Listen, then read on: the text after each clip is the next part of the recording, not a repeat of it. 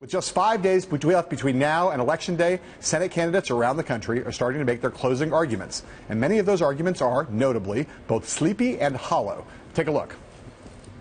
The next thing you know, they'll say, I hate puppies. Okay, I'll admit, it took me a little while to warm up to Anna's dog, Cowboy.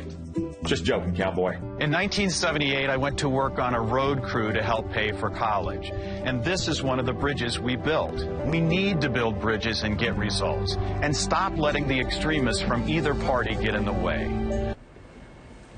Mark, I love dogs and a good jean jacket as much as anyone, but I have a question for you, which is, why are these candidates playing it so safe? Every time Tom Cotton says, just joking, Cowboy, I laugh. I don't know why.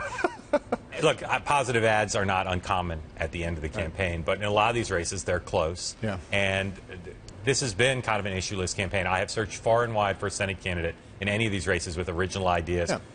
Closing strong is possible, but most of them aren't trying to close strong. Yeah, and not just issueless. It's been unrelentingly negative in a lot of these races, and I can't imagine.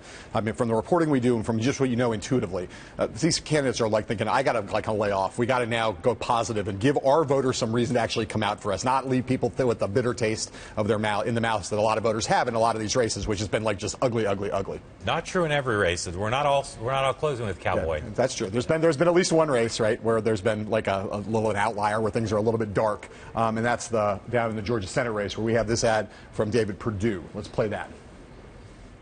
Do you trust President Obama and the Washington politicians to deal with the problems we face? Too much debt, not enough jobs, terrorism and Ebola coming at us from overseas. If you're as frustrated as I am by the dysfunction in Washington and believe we can do better, then I'd really appreciate your trust and your vote.